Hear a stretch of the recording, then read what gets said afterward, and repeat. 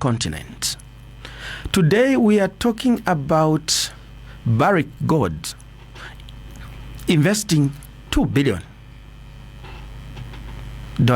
when in fact as at 2021 they were poised to exit this particular market because of unreliable regulatory regime.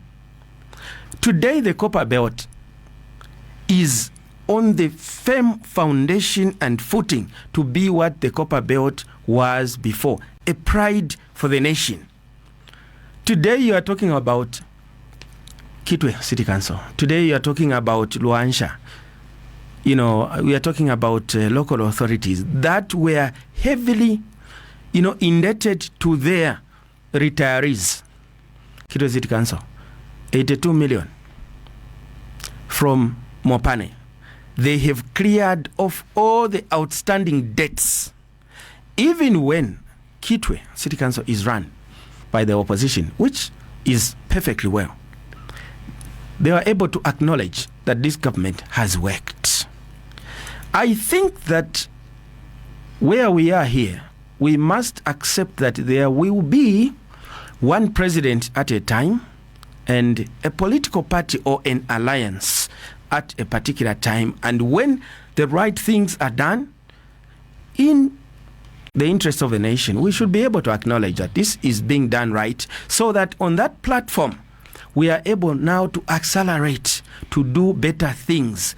What is remaining, Luchi, as we speak, is one thing: the cost of living, the price of mini meal, the price of fuel, electricity challenge. These are the challenges which no one can run away from, that need to be addressed. But come to think about them, Luchi, when you talk about the price of mini meal, and earlier on I did intimate to how the citizens had responded to a message of productivity and production of food. Yeah, we argued about this. I don't know if you remember this. Yes. Yeah, you and I had an argument about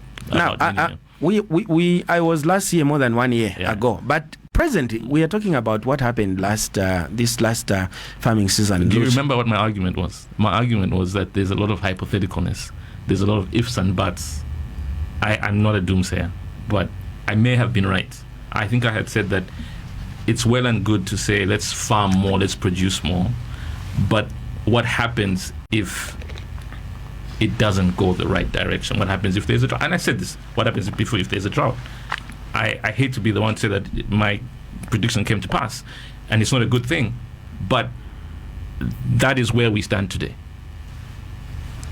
Yes, I agree with you, but I want you and me to agree on one principle and one point, that for the things that a government should do, this particular president, HH, has done. I still will also recoil back to what I said when I was last here, Luchi. I said, for the things that people may say have not been done right, can we have a tabulation of the things that this particular government has done wrongly? What policies, what governmental interventions or measures have been put in place by this new Dawn administration that have led us to where you can say we are here because government did this? We are here, Luchi, when we talk about minimum price and the challenge of minimum. We are here because of the drought. If there was no drought, earlier on I said we would have been in a super normal bumper harvest, because in the first year of his administration, President HH took responsibility to the chaotic, distribution of agro inputs. He said, I take responsibility as president. Next year, there will be no repetition of what has happened. And you saw what happened the following year, and the year that has just happened, that has just gone past. Agro inputs were delivered on time. The same way, Luchi, as we speak here today, this is August. Agro inputs have already been distributed to districts are waiting for the first raindrop. This is a president who walks the talk. So that is what we are talking about, Luchi. If there was no drought, we would not have been talking about mealie meal price. We should definitely have been what we are, the supplier of the food basket for the region. Number two, we are talking about electricity challenge, load shedding. Is this something that the government has done something for which they are blamable, culpable of? The answer is no. There is no water. We are now being told by the experts that Kariba, dam, Kariba, electricity generation power plant will have to close down because the water levels have receded beyond levels for which the machinery can operate. Are you saying there is something this particular government has done to be blamable for that situation, therefore leading to load shedding? No. In hindsight. And what we have said as government is that instead of blaming anyone, instead of blaming the past government or previous administrations, we have said as a government where we stand today, our generation, electricity generation capacity is beyond our national average consumption demand levels. That is our installed capacity. This particular president, when he came into office, found that Kafue Gorge Lower, was in debt. And out of the 5 generators or turbines, only one was firing, fired by June 2021 ahead of the elections. But by, August 2021, the 4 were on standstill. Within 1 year, resources were mobilized and Sino Hydro were paid. All the 5 generators are firing. 750 plus 12 megawatts. Today, where we stand, Luchi, if we had no more rains, no one would talk about load shedding in this country. We would be exporting power. Is there something that this government has done for which they can be blamable of over, power, electricity challenges? Yeah. No. You could make to the contrary, Luchi, if I may conclude, this administration has said enough of blame game. We are here. Let's do what we have to do now.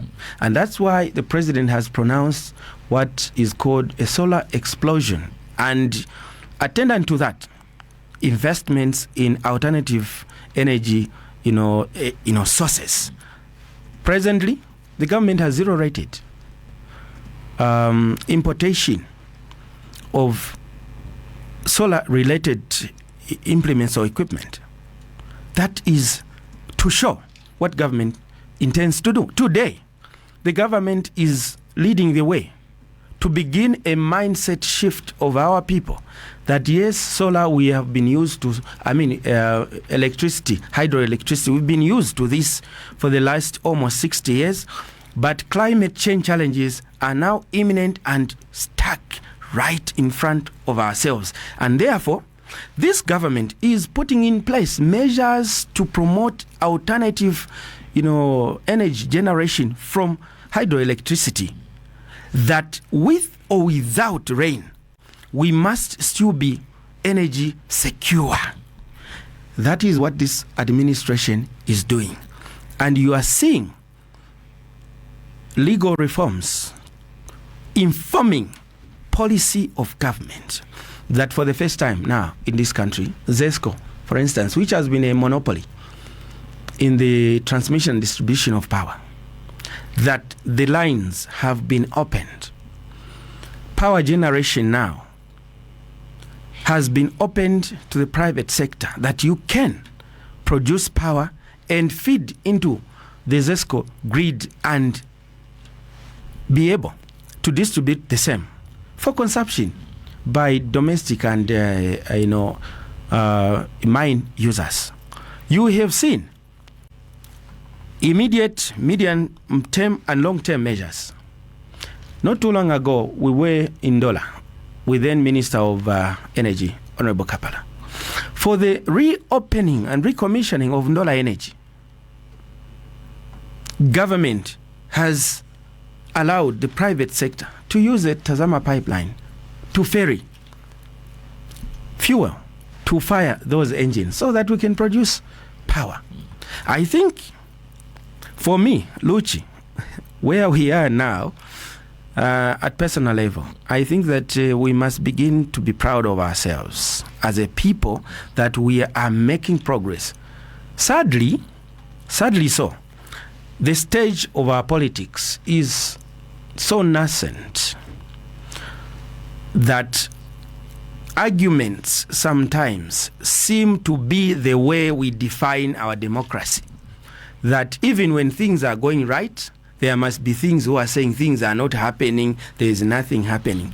I think that where we are, for all well-meaning Zambians, from 2021 to where we are now, 3 years, 3 days of New Dawn administration, anyone out there, including those in the opposition, they would prefer to be where we are here than where we would have been if change was not attained. I want to make the argument to you. Do you think that some of the challenges that you've experienced as a government is that you've been more reactionary than proactive? Let me argue the point just a little. So your manifesto, which I go through every now and then, your manifesto, especially when it comes to energy, your manifesto speaks about diversifying away from hydro to alternative sources of energy. Maybe you can correct me, but why would it take a crisis like the one that we're in for there to be movement in that direction? Why wasn't there movement on year one, for example? Is it that it wasn't a priority and then now it's become a priority because of where we are? And that's where I'm saying that, are we a little more reactionary rather than being proactive to deal with things that are already in your manifesto? Thank you. I don't think that we have been that reactionary in terms of responding to the energy needs and requirements. Firstly, I have already elucidated about the issue to do with Kafue Gorge Lower, for which within 1 year funds were mobilized and Sino Hydro paid, and leading to our installed capacity now, which is more than our national average requirement. Number 2, Mamba Collieries was owed from the previous years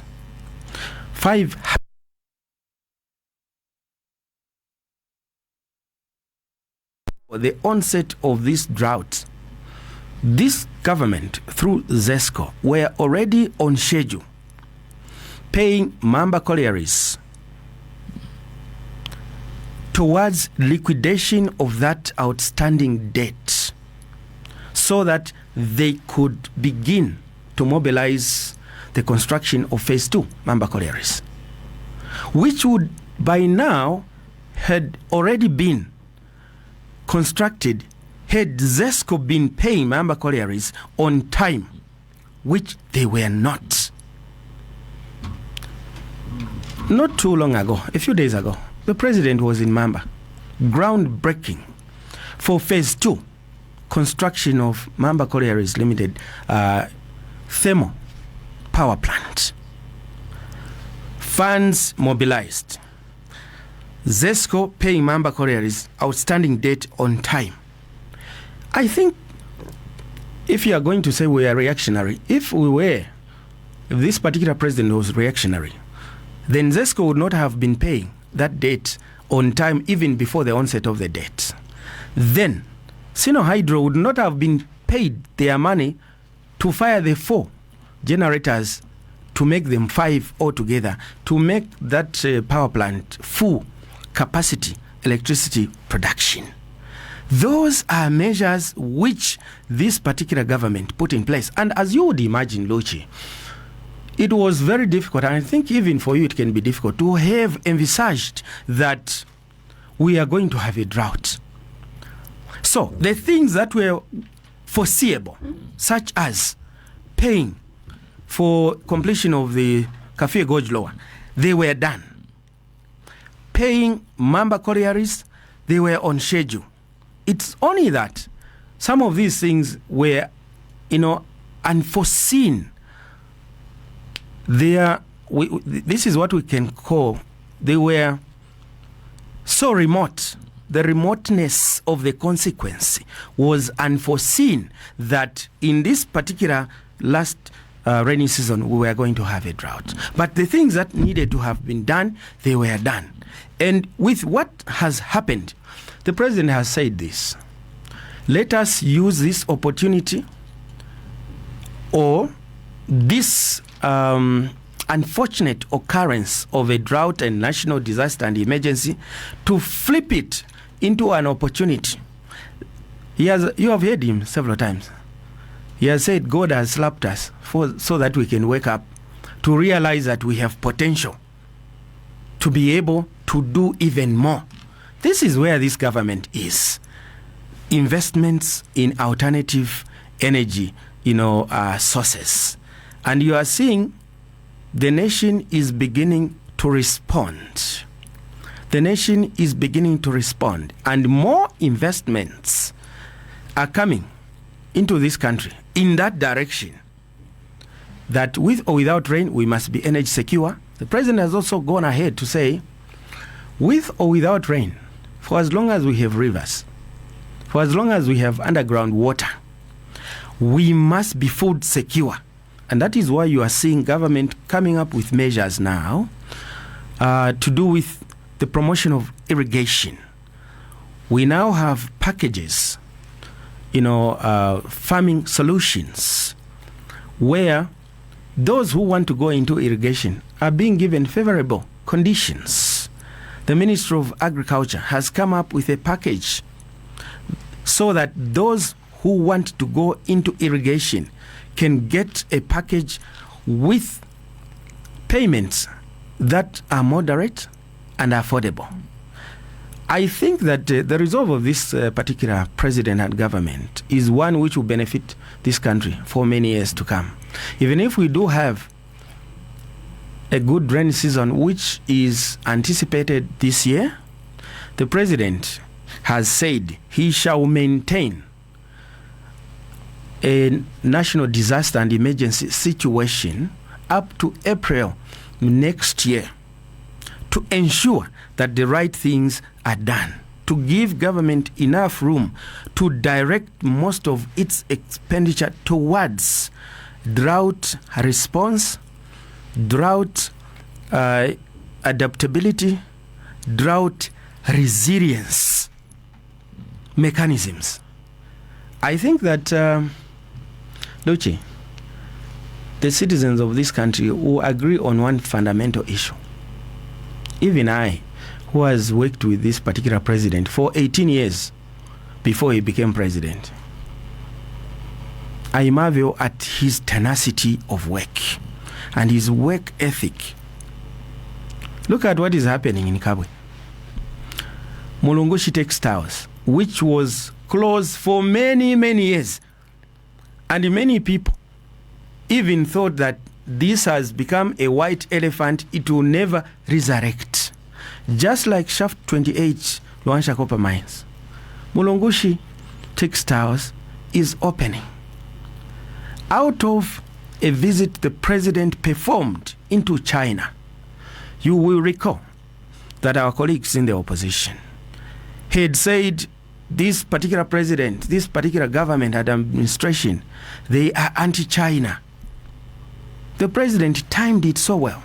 And when he visited China, the fruits are able to show. Mulungushi Textiles. We are talking about the multi-facility economic zone, MFES, in Chibombo, which is largely run by the Chinese. And they are putting up plants there or factories to do with value addition, so that from the resources that are naturally harnessed and locally harnessed, we must add value. When the president visited there, a Chinese firm announced that February next year, they should be on course to begin the first production line of lithium batteries. I think that for countries that have developed there is a track record of moving from point A to B to C to D. We are on that trajectory. Never mind the politics which is out there, where you have naysayers going to the mountaintop because of the franchise of social media and the freedoms that this administration of President HH has guaranteed, that anyone can say their mind, even when what they might be saying may not be the right thing or accurate. Today, anybody can come here, Luchi. You freely host anybody here. Opposition leaders, they can come here without looking through the window to say who next is arriving to interrupt and disrupt this particular interview. That's the country we wanted. This is a peace we wanted. Yeah. This is a developmental trajectory. We are moving on. We must build on this far, the progress that has been made, and we must not look back and retrogress and regress by beginning to be woodwinked by people who are saying they can do better now. When they had time, they didn't do better. And when they have the opportunity to speak to the public, they give you their intentions. You heard your former president, Luchi, a few days ago in Zambia,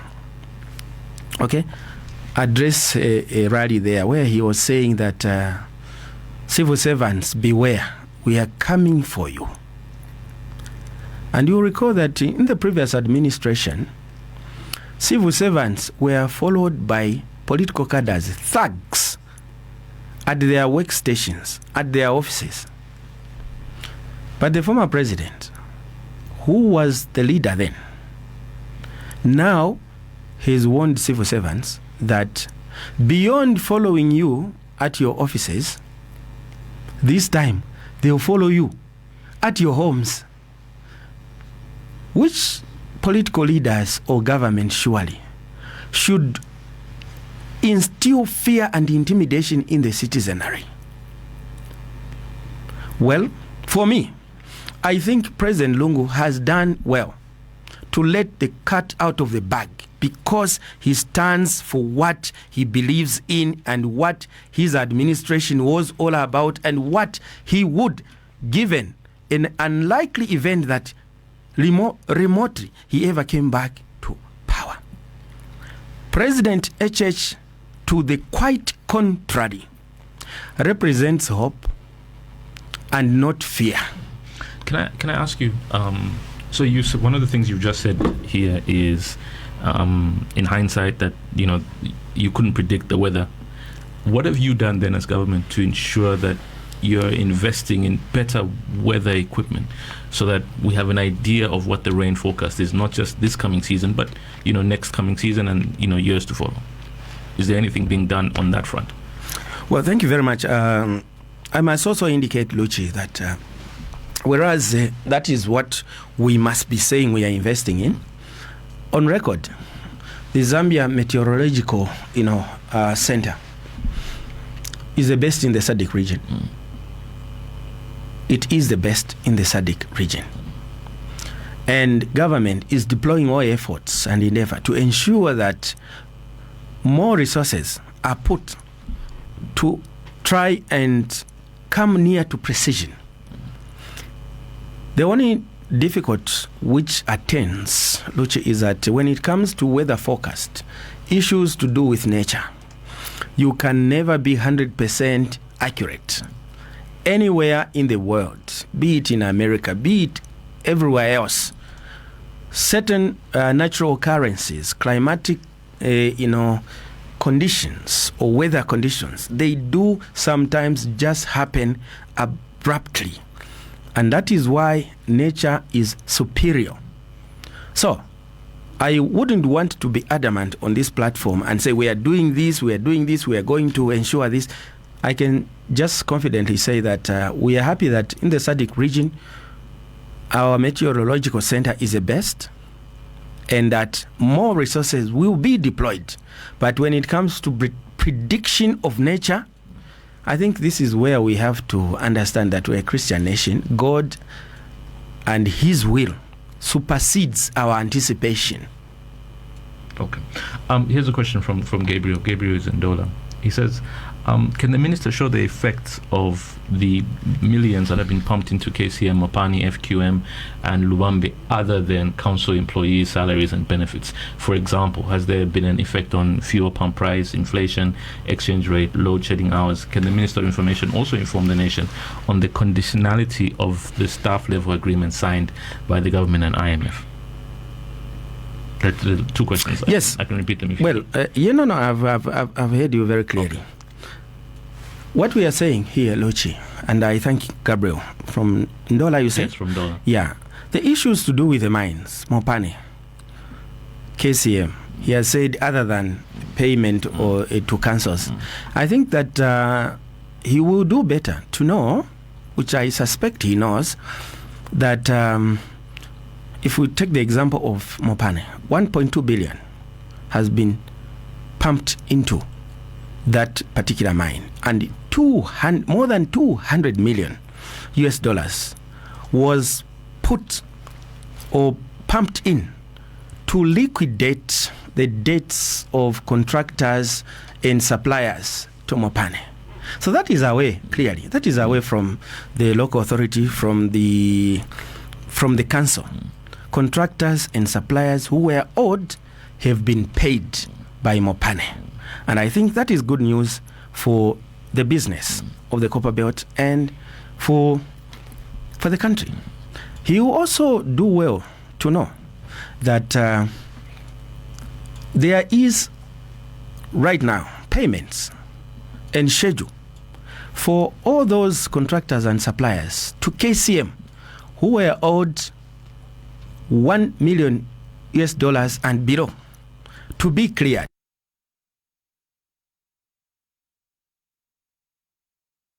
Raised to government that what about one who is owed 1.1 million US dollars, 1.2, that can government also consider them because they are not in a runaway debt, situation in terms of the amounts of money. Those are things that government is looking into. So when he says, Gabriel, you are just talking about councils. No, we are talking about suppliers. We are talking about contractors. We are talking about investment and reinvestment in mine development to ensure that these mines continue to be a going concern. Maybe Gabriel's point is that there's money that's been pumped in, large amounts of money that have been pumped into the economy, but you don't see the trickle-down effect as you would imagine. Take, for example, when debt was restructured, you saw a very small gains in terms of the kwacha against the dollar. Very small. It didn't last too long. When there was an announcement that, KCM has paid the suppliers, contractors, all of those, again, there wasn't a sizable shift in terms of the economy, in terms of how much money is in circulation, the performance of the kwacha against the dollar. I think that's Gabriel's point, that you're not seeing these even though money is being pumped into these sectors. Thank you, Luchi, for bringing back to that arena.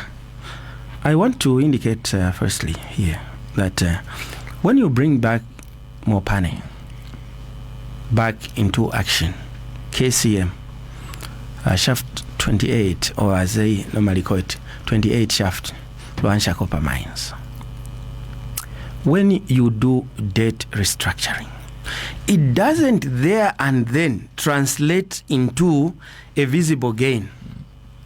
It is a platform or foundation on which you are now going to build the economy.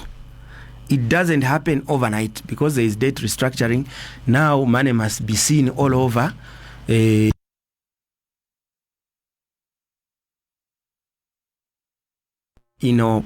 Plummeting. No. Firstly, we must understand this, Luchi. When you get debt restructuring, what are you talking about? You are saying we did not have money to pay you creditors. And because we didn't have money, we have asked you to agree with us that you do what they are calling economists a haircut. That we should not pay the full amount. We are now, or we're supposed to be paying $750 million US per annum. We are now going to be paying $75 million US per annum, staggered over 12 years. You are giving us fiscal headroom that with limited resources, we can now begin to invest where it matters for us to grow the economy. That is what debt restructuring means. Debt restructuring does not mean we have had all this money. Now that we are no longer paying so much, there is now money to redirect into expenditure for people to see that, oh, okay, because of debt restructuring, now we can see minimum is 25 kwacha. ZESCO is now this amount, fuel is this. No. Debt restructuring was attained specifically for the very reason that we were bankrupt as a nation. So if you owe me money, or let me put it this way, if I owe you money, Luch, 5,000 kwacha, and I'm unable to pay you, then you come to me and say, well, since you are unable to pay this 5,000, okay, you will be paying me 500 per month. It doesn't mean that now I have disposable income, which I can now be able to spend willy-nilly. No. It means you have given me space that within my limited means, at least I should manage to pay you the 500, which you are asking me within your tolerance levels. So that is what citizens need to know. Debt restructuring does not mean there is now a heap of money somewhere which we should have been paying. Now it is reserved for us to share. No, we have been given an opportunity that in this difficult situation we find ourselves, we can now direct expenditure to sectors of investment. And that is why you are seeing this particular president lead the way in the promotion of investments in agriculture. You saw this particular national budget, hadn't it been for this drought, which has siphoned money away from various spending outlets into drought response, that there was money that was budgeted for to deal with revamping farming blocks. And that was before the drought. Why put money in farming blocks? Because we realize that we stand in a very privileged position in the region, that we have had relatively good weather, good rains, good soils, and we are the breadbasket of the region. So money was put to revamping those farming blocks. Only last week, Luchi, the president was commissioning the start of the national mapping for national resources, to be able to know what are we sitting on underground. Those are issues that maybe we should have done earlier on, but this is the time, so that we are able to account for our natural resource endowment, and therefore we are able to make the right investments. The president has gone ahead to say, even as we begin now to discover more minerals, like you have seen, we are blessed. There's sugilite in Wapula. There is now gold in Kasempa. There's lithium in the southern province. In fact, the whole Ford Mountain Range belt from Siavonga into Livingston, the whole valley belt is mineral riddled. So investments are being put in the right places to ensure that the right things are done going forward. Okay, here's Jonas, and then I'll go to the phone lines. Jonas says, why is it that capital expenditure projects such as solar plants are too slow, and when they are completed, there is no change. It gives an example of Ndola Energy coming online. There was no change in terms of load shedding and load shedding hours. Why is that the case? Thank you. Very good question. It is a straightforward answer. We are having to bring Ndola Energy on stream at a time when the other resources are depreciating. We are talking about shutdown of Kariba. At the time Ndola Energy came on board, we had a deficit of about 800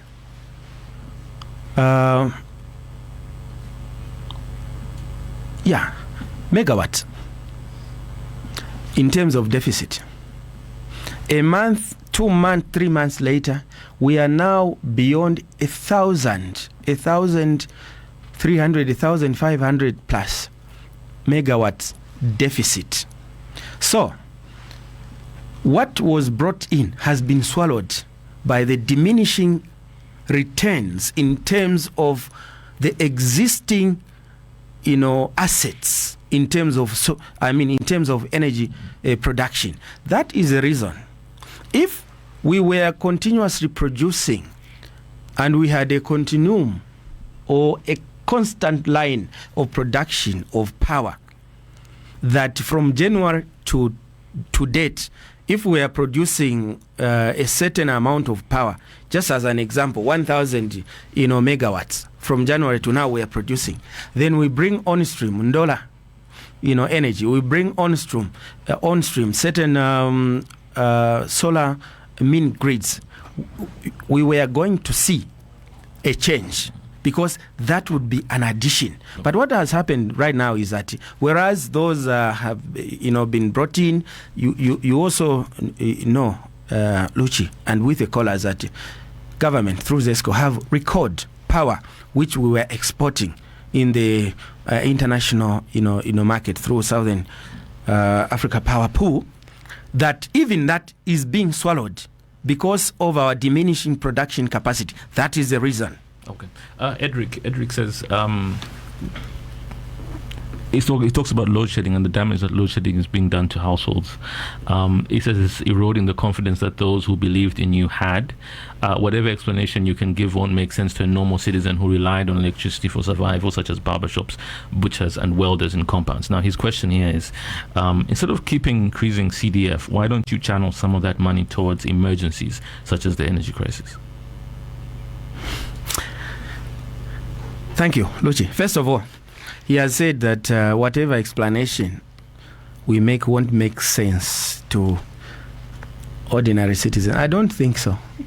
Maybe it won't make sense to him. But we all, meaning Zambians, know that what we are talking about is reality.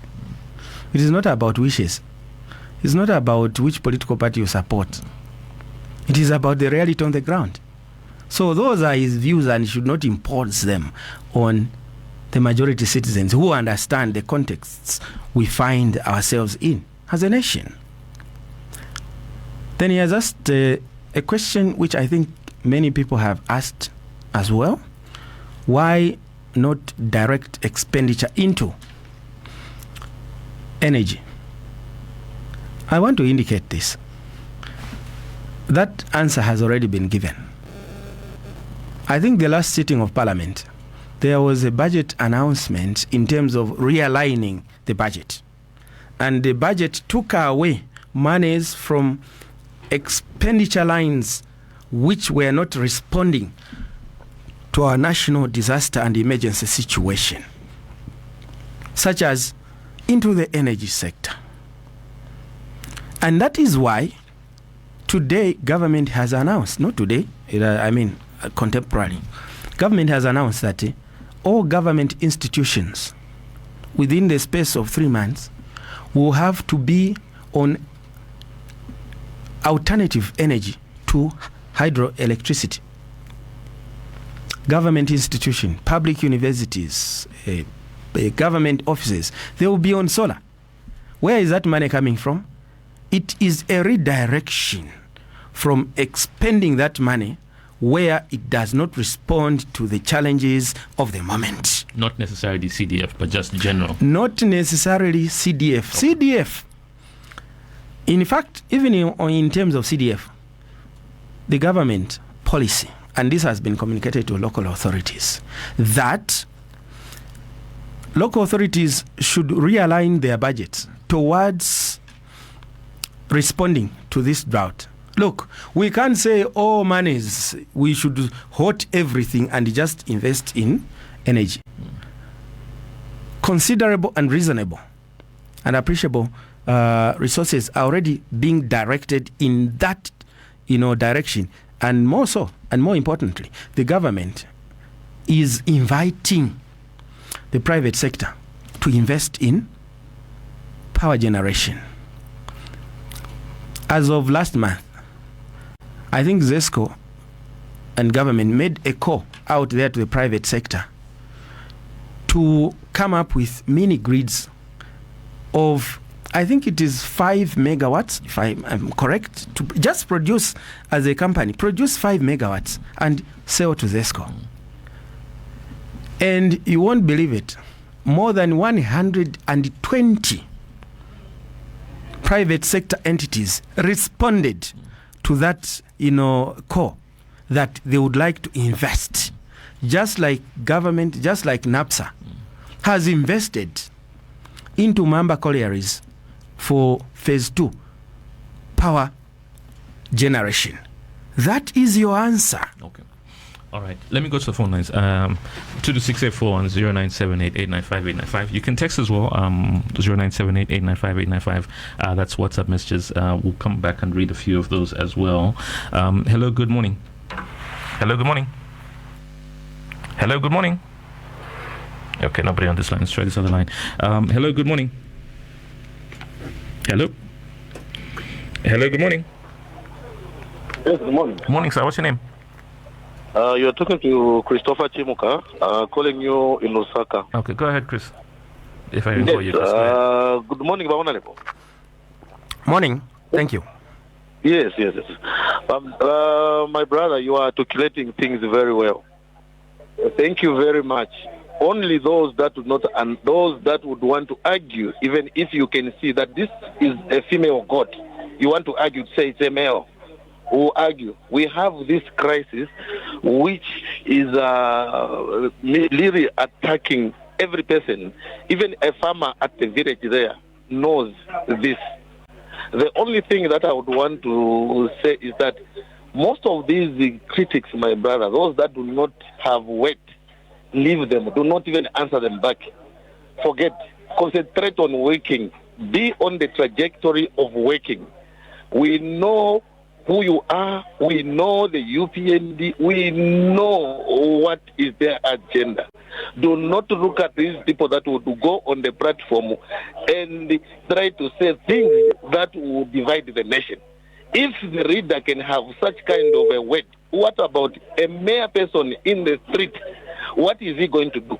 He is openly saying he will deal with the civil servant. And the cadre down there is saying he's going to deal with the Zambians. We are the people that are going to suffer under him. And please, do not even waste your time answering such kind of people. Just know what you are doing, my brother. May God bless you. Thank you for your articulation. Yeah, Chris, thank you very much, Chris. Thanks for getting in touch. Let's go to another line. Hello, good morning.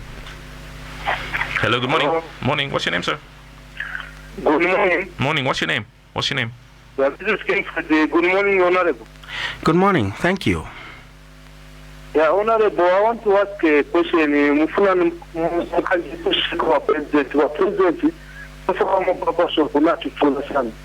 President, vaire kuhokungopea mukusaiva na kungo katira shipia kula panga mabati ya kwa shavasu ayama moto katutajenga. But they have forgotten look how we are suffering. Minimum of professional staff partly yes, for them 10,000. You have the receipt I can even bring to you and show you. It's taking me 15,000 master fuels here. But it is still more computer because of willpower and advise me to na battery. Na then it's causing me 6,000 kutua papa shop. Nyumba hiyo ngao papa shop for but then mwe focus shut down.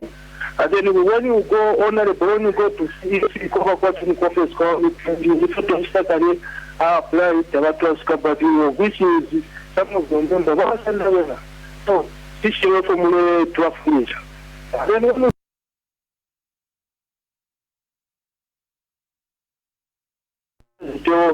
the previous regime that involved them, so I tell him when I tell them that I'm commanding for some of them for official that people are from Zambia 2060 that to refer to Zambia.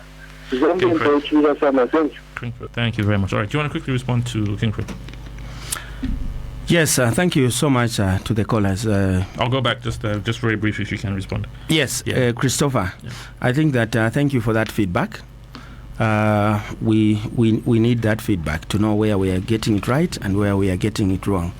Except one thing, Mr. Christopher, you have said that don't answer to what the critics are saying.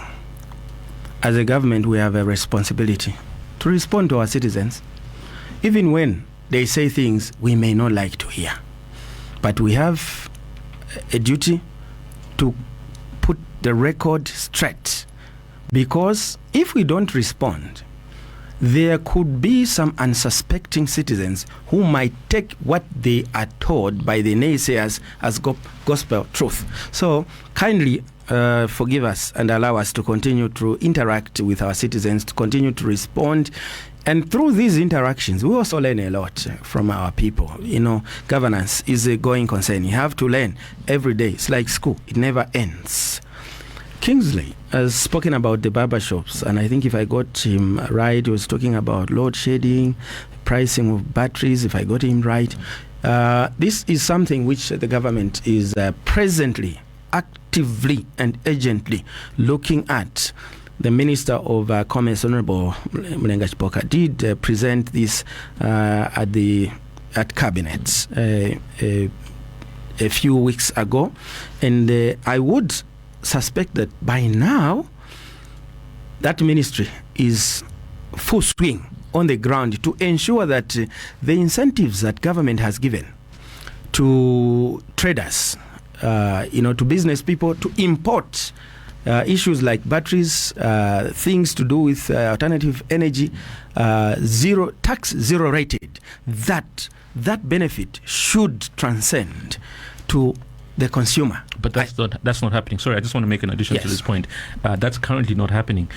So maybe the question should be, what is the government doing to ensure that that you're following through and following everyone who is selling these products to make sure that they are at least handing over the cost benefit to consumers?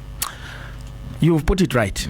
If it is not happening, I should say that this is a message I'm going to carry from this interview to my colleague, my counterpart, the Minister of Commerce, and say, that particular issue, where are we? Because the people on the ground are saying there is no movement. It is important for us to get this feedback so that the things we say we have decided, cabinet has resolved this and that, we must get to the ground and see if the same are being, effectuated. And with this kind of feedback, I will be able to get in touch with my colleague. Okay. Let me also indicate that this power situation, electricity situation, is a temporary setback. This is not here to stay. This will not define this government, but it will be able to provide a platform for the nation going forward, that at that particular time when we had that national challenge, there came a government and its president who put in measures and mechanisms in place that has answered that particular situation at that time and going forward in the future. He has also referred to the issue of violence.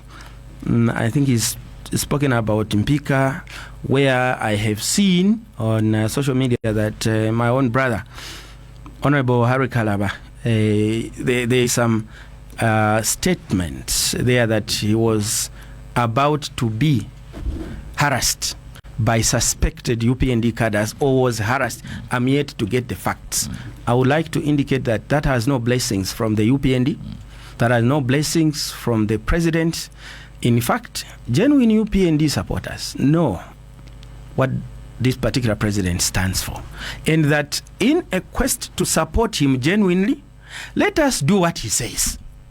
If you are a genuine supporter of President HH, and the president says no cadarism, no thuggery, no hooliganism, no violence, then you are orchestrating the opposite of what the president is saying.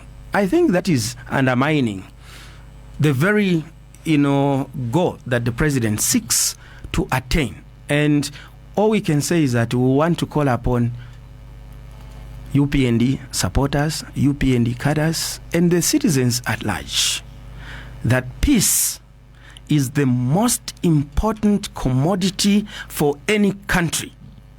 Because without it, you can have anything else, but you will not enjoy it because there is no platform for you to have the leverage to enjoy that other thing.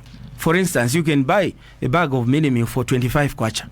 But if there is no peace, you have no time to cook yonshima. That is why we treasure peace as UPND. And for all those who say they are UPND supporters, let's heed what the law says. Okay. And let's heed what the president says pursuant to the law. Okay. Two questions on the text. First of all, this is from Michael. Michael is in Dola. Michael says, can you ask the minister how much ZESCO is buying power from these companies or entities that are supposedly selling to ZESCO? This is obviously in line with net metering. He says, what I've learned is that the net metering system where citizens or companies can feed electricity into the national grid is not a cash transaction, but that ZESCO will give the amount of energy that one pushes into their system almost like a barter. Well, thank you. Yeah. That is a very good and very important, question, Luchi. What I can do is to get to ZESCO myself and get the nitty-gritty so that I don't just speak from without because we are on an interview. The nation needs to be told the truth. Okay. Here's another one. So there are quite a few questions here, but let me try and summarize them. So these focus all on gold. Do you know how much gold has been mined and exported in Zambia? How much of that revenue has gone to the government? Thank you. I'm sure that even the Minister of Mines would have it difficult to answer that question. As you know, it's issue specific. Okay. How many gold mines would you know how many gold mines are owned by the government? How many are owned by foreign investors? Is that a similar response? No. I would not want to give it a blanket carte blanche response. I would want to indicate here that we are now in this space where the government is beginning to put a stake in the operations of our various mines. And you're old enough, Luchi, to remember that under the UNIP administration, for instance, there used to be songs that would play and also messages which would tell you that in this particular enterprise or company or business, government has put a hand. In Lenje. Those messages used to play. And this is the kind of a government and administration of President HH where going forward, new mines are not going to be wholly owned by the private sector, particularly foreign enterprise, but that the president from day one has been promoting JVs, joint ventures, local and foreign investment to ensure that we get a win-win situation. Foreign direct investment comes and the local people own the local resource endowment, and together we are able to produce goods, we are able to mine, and that way we are able to progress a nation. And you recall that when it came to Mopane, for instance, Mopane, which was, dead, Mopane, which was privately owned, wholly almost, the government, once it was resuscitated, upped its stakes to 49%, unprecedented, under the IDC. So that gives you a direction where this country is going. And for the mines that are coming through Mingomba, we have the gold, mines now being sort of can I say discovered, but just exemplified, because they already discovered before, just that now there's been like a gold rush. If you talk about places like Kasemba, the government is steadily looking into those issues to ensure that our mineral resource endowment should ultimately benefit the local economy where the mining is taking place, and also the local economy in terms of the country at large by improving the livelihoods of our people. That money should be able to come back into the economy. So that's the direction we are taking. Thank you for the blanket response. Now, let me throw something